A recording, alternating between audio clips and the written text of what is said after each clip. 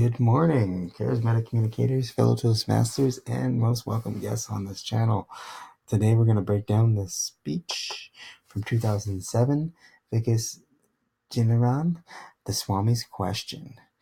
And I think this is a fantastic speech, and I really do enjoy the energy and the message of this speech, so I hope you guys will enjoy this.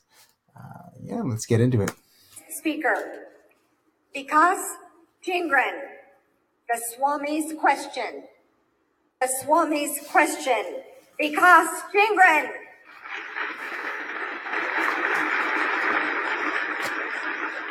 Thank you.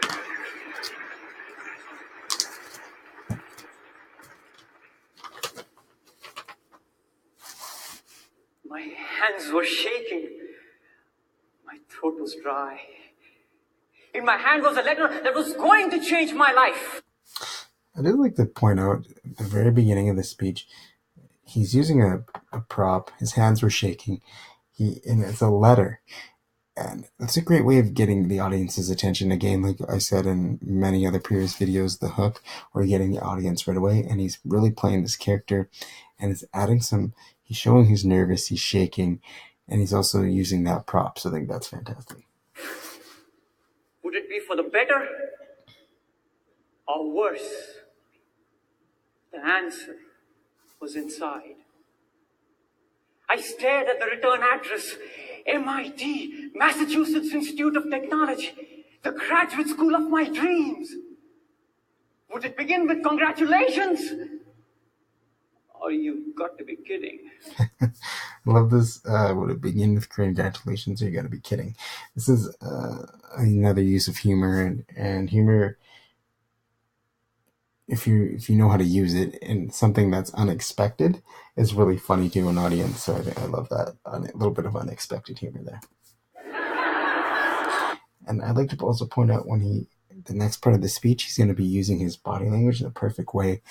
And if you can just let me know what you think that perfect way is in the comments below, and I'm going to just, after a few seconds, I'll let you do that.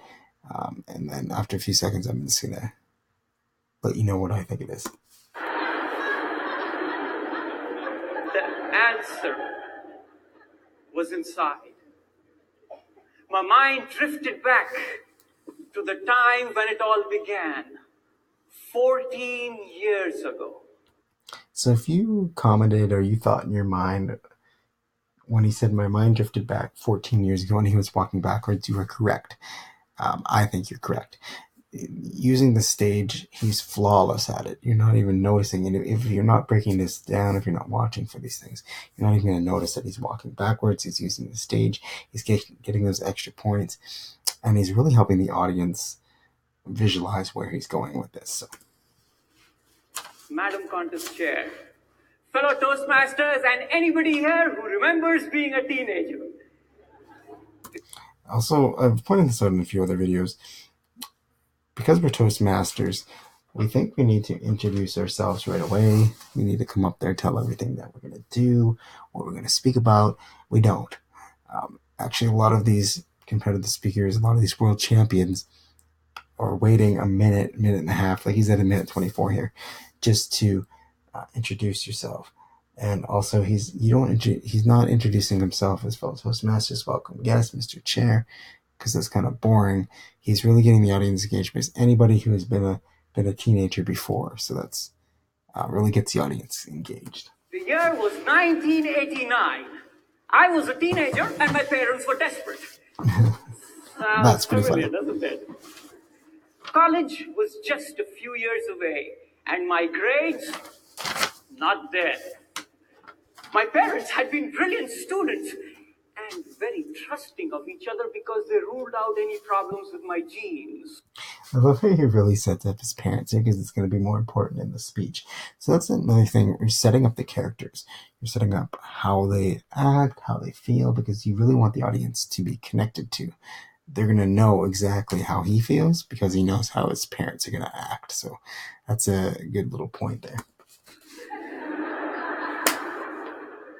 But having tried everything, from counseling to mentoring, from threatening to explaining, they finally turned to the supernatural.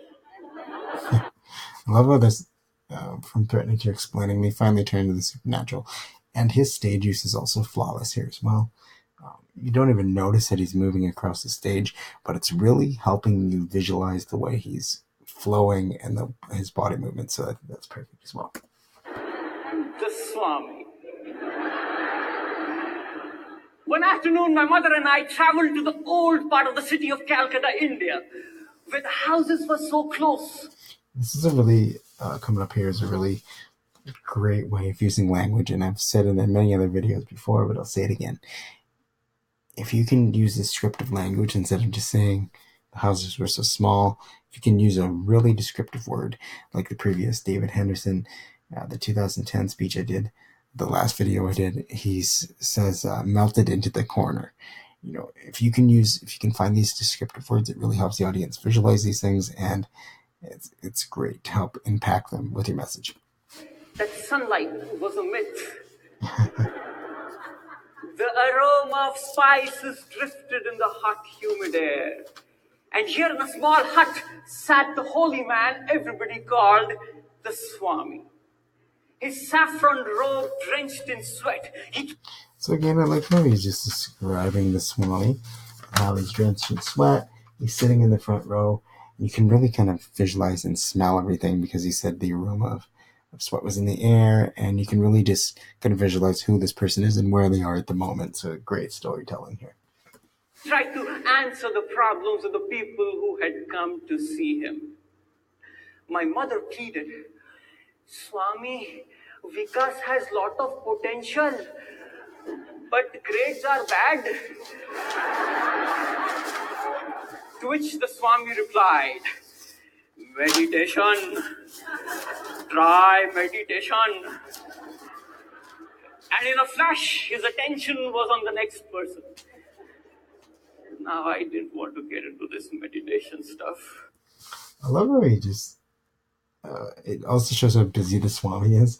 And also meditation was the key. And he doesn't want to do the meditation because he doesn't want to get into it. It's going to be boring. But you'll find out here in a little bit that it actually works out for him. So I think this is kind of a cool setup. But one look at my mother, and I knew I would have to give it a try. I just also want to point out this as well. He's already set up the character of his mother, so we all know that his mother's kind of a stern, strict person, and she wants him to do better. So he's going to have to comply with his mother's wishes. So it's kind of a cool way of how he set up the character beforehand. But then I got hooked. Did you know meditation is cool? Yeah, when my friends found out I was into meditation, my popularity shot up like Apple stock. I love this. My popularity shot up like Apple stock. So the character's kind of coming around to this meditation thing. So yeah, I love his excitement and how he asks the audience a question again. Did you know that meditation is actually cool? Asking the audience the questions really gets them engaged and helps them feel like they're part of this whole speech here and the whole thing. So if you can ask the audience good questions, leave a little bit of pause for reflection, then move on, I think that really helps. I was really enjoying all the attention, but behind closed doors, my actual meditation practice was in some trouble. Sitting in a room with my eyes closed should not be a big deal, except I could not stay awake. I love this too. He's really letting the audience know that he's not some guru. He's not a Swami. And when he tries to meditate, he falls asleep. And I think that's a problem that maybe a lot of people have with meditation is that they might fall asleep. So they might, if you come up here and say, I meditated, it was perfect, I'm so great. It really doesn't help you connect. You want to build that rapport. Like you are the same, you are similar with the people, the audience who have tried meditation, but it doesn't work.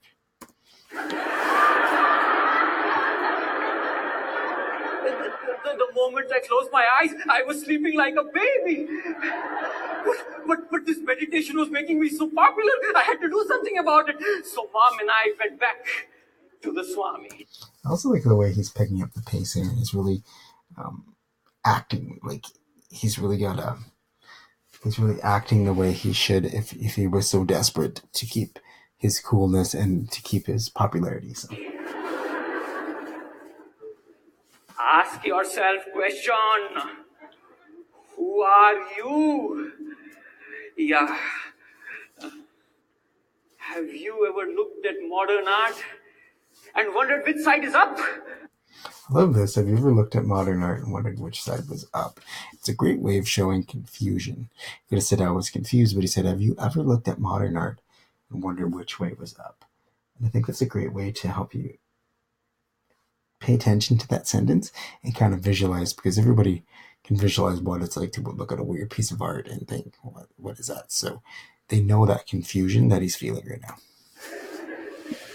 My visit to the Swami was equally confusing. Over the next few months, I tried hard to answer the Swami's question, and then miraculously, my grades started to improve. So much that I got into a good undergraduate school in India. Freshman year in college. What's not to like about that? Out went meditation and in came girls.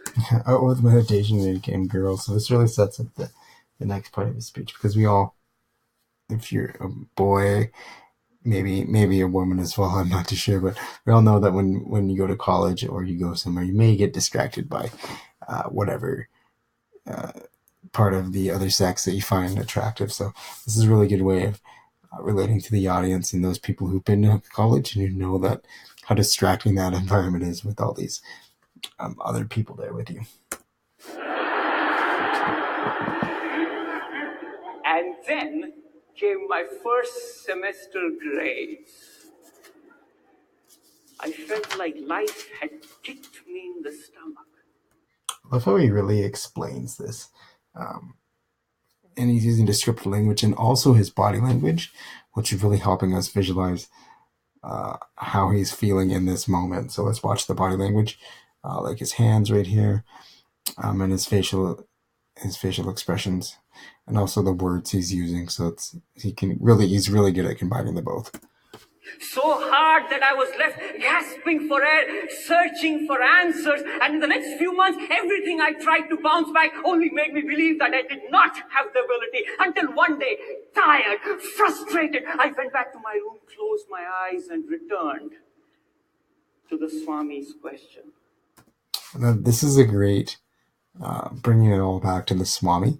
And I've said this in many videos before, I'll say it again. The Swami is the one who's teaching him something. He's not teaching himself something.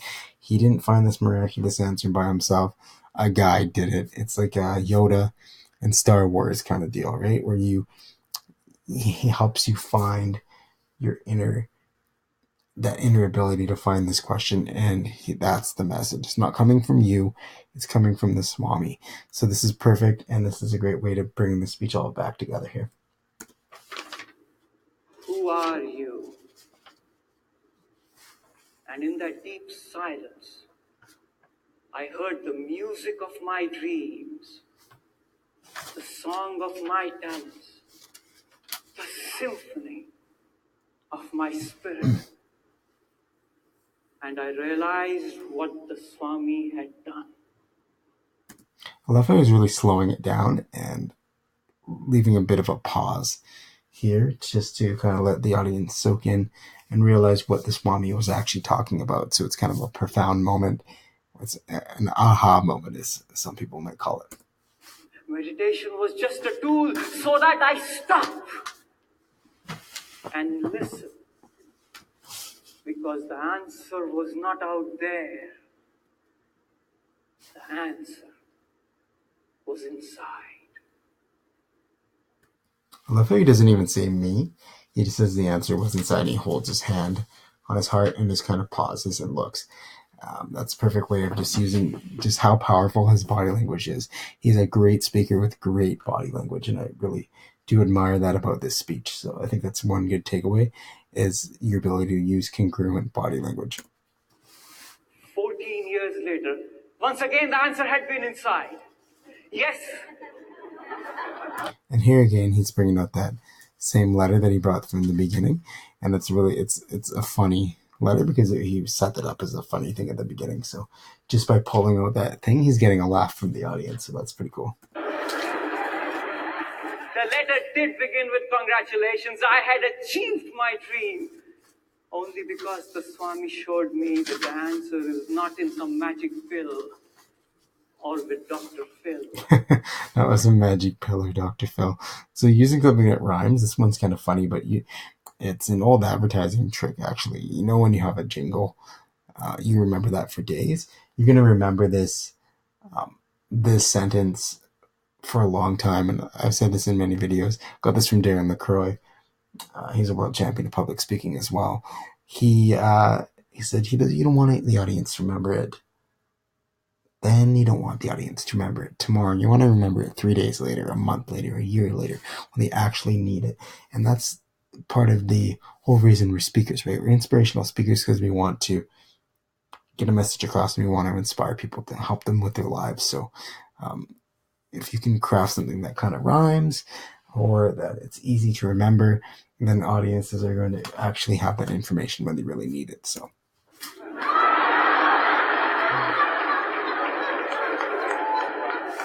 The answer had always been inside. Friends, have you ever looked inside? What if the answer to your problems is not out there? What if the answer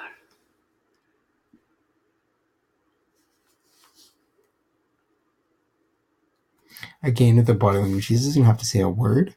He just holds his heart and looks around, and everybody knows what he's saying. So I think that's a very, very good use of body language. I ask you now what the Swami asked me then? Who are you?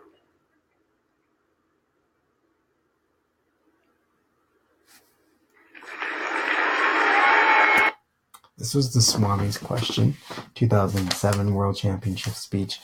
The key takeaways I would say is congruent body language, and it's seamless. He's not, by congruent, I mean, he's not faking it. He's not really pushing for exaggeration. He's using his body in a proper way. I love the way that he uses pacing in this speech. He really gets excited, and you can see that frantic energy, but also he can bring it back. I also like the way that he had the Swami be the guide. The Swami was the one that gave him the answers. He wasn't just coming at this up with himself. So when you have a speech, and I'm going to put this into one of my World Championship speeches coming up here in the next year, and I'm going to use a lot of these tips myself. When you have a speech, you should have a guide that teaches you something.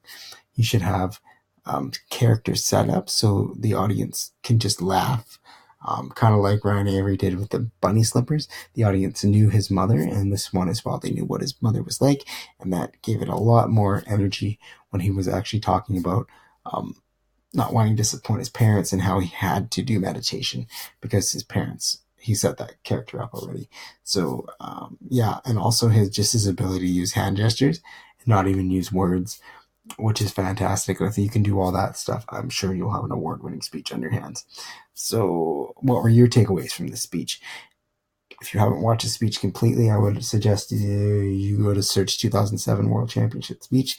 I can leave a link in the description so you guys can check this out for yourself. Yeah, find those little congruencies that you see in the speech and let me know, because I would love to hear your opinions.